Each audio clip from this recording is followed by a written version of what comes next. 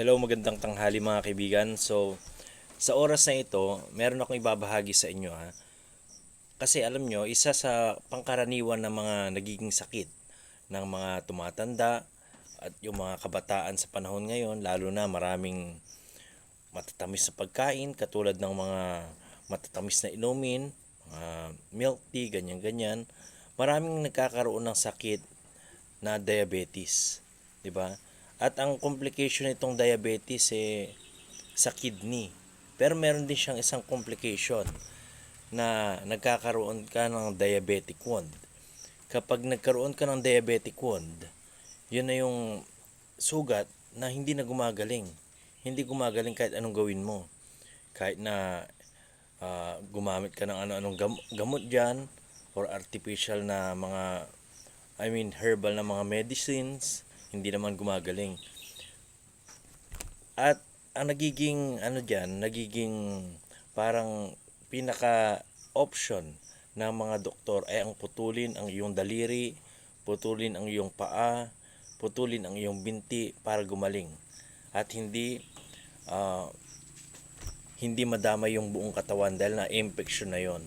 Alam nyo, meron akong ikukwento sa inyo tungkol sa isang teacher sa ibang school ito na nakakwentuhan namin.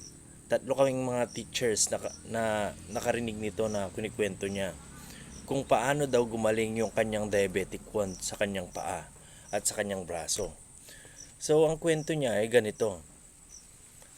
Pero unahin ko sa inyo, hindi po ako isang doktor para makapagbigay ng magandang advice para sa inyo tungkol sa inyong diabetic wound. Mas makakabuti pa rin na kumonsulta kayo sa mga doktor bago nyo gamitin itong ginawa niya o gawin itong ginawa niya. So, ang kwento kasi nito nung teacher sa amin, diabetic patient daw siya. May diabetes siya, ibig sabihin. Ngayon, nung sabihin na nating minsan daw sa kanyang paa nasugat siya. Syempre, since diabetic siyang pasyente, hindi gumagaling yung sugat niya sa kanyang paa. So, sugat niya sa daliri sa kanyang paa. So, ang sinabi niya daw, o ang ginawa niya daw na una, iba't ibang paraan ang ginawa niya. Gumamit na siya ng, nilalagyan niya ng alcohol, sinusubukan niya rin kung ano-ano, kahit suka, o ano-anong naisip niya na paraan para gumaling yung sugat niya, pero hindi gumagaling.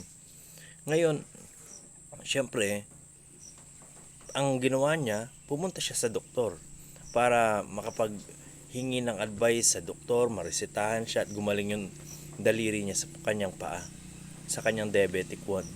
Ngayon, sabi daw ng doktor sa kanya, kailangan ng putulin yung daliri mo sa iyong paa. Kasi nga, para tanggalin yung infection sa katawan niya, kailangan putulin na. Ngayon, ang nangyari dito, ayaw niyang maputulan siya ng daliri sa paa. So, hindi siya pumayag. Umalis siya. Hindi siya pumayag na putulin o mag-set ng operation para putulin yung daliri niya sa kanyang paa. Ngayon, habang nag-iisip siya, sinubukan niya daw ang isang bagay. Ang sinubukan niyang ito ay dahon ng malunggay. Yung dahon ng malunggay, ang ginawa niya daw, kumuha siya ng mga dahon ng malunggay.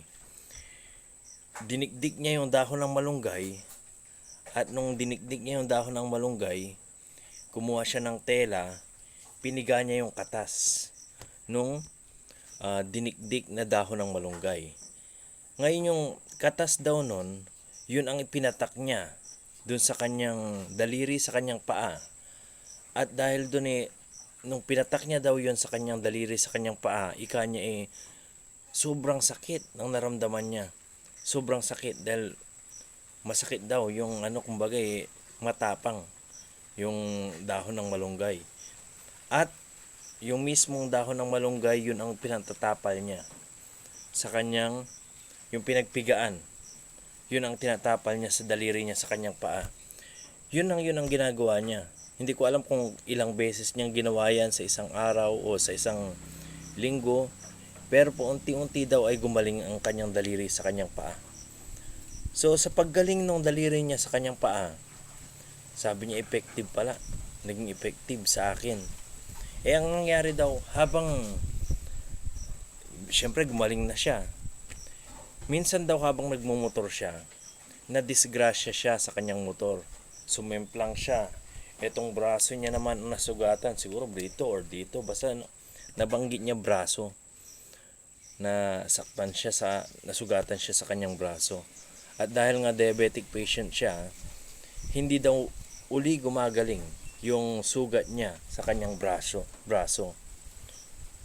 Hanggang sa maisip niya na naman gamitin ang dahon ng malunggay para sa kanyang sugat. So ganun uli ang ginawa niya.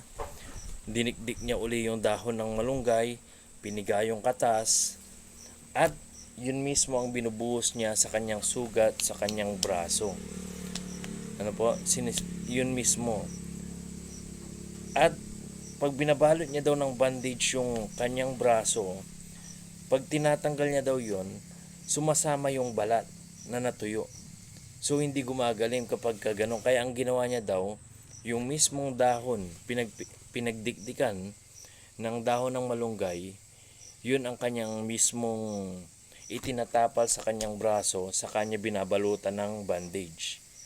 So ganun ang ginagawa niya. Hanggang sa tuluyan na rin gumaling ang kanyang sugat sa kanyang braso. So sabi niya, naging effective sa akin. Sa aking sugat sa aking daliri sa paa, sugat sa aking braso, sabi niya. So, yun lamang ang kanyang naikwento sa amin. Malamang siguro meron ding scientific explanation dyan kung paanong nakatulong sa kanya yung dahon ng malunggay sa kanyang sugat. Actually, herbal naman yung dahon ng malunggay. Yan ay isa sa most nutritious food sa mga gulay. Yung dahon ng malunggay, 'di ba? Kaya nga ang dahon ng malunggay ilagay mo lang sa noodles. Tapos ihain mo 'yun sa mga anak mo, naging masustansya na 'di ba? Bagaman yung noodles hindi masustansya, pero naging masustansya dahil sa dahon ng malunggay. So, ito lamang ay kwento sa amin. 3 kami ng mga teachers na pinagkwentuhan nung teacher na ito na mula sa ibang school. So, hindi ko sinasabing baka epektibo ito. Ibinabahagi ko lang ito sa inyo. Baka sakaling makatulong sa inyo. Sa inyong nararamdaman kung halimbawa nagkaroon kayo ng sugat sa paa. Usually sa may paa ang naging problema ng isang diabetic patient. So, baka sakaling makatulong ito sa inyo. Hindi naman siguro masama kung susubukan ninyo. And gaya ng sinabi ko, always consult to the doctor before using any herbal supplement or herbal medicine na makakatulong sa inyo. Dahil alam nyo, yung mga doktor, nag-aral yung mga yan so ibig sabihin sila ang nakakaalam ng higit pagdating sa medicines kaysa sa ibang mga tao. So sana makatulong sa inyo ang video ito, at kung makatulong man sa inyo ito at gusto niyo pa ng ganito mga video sa ating channel, huwag niyo sanang kalimutang mag-subscribe sa ating channel at mag-click ng like button at yung notification bell. So that's all for now. And as always, have a nice day everyone. Bye.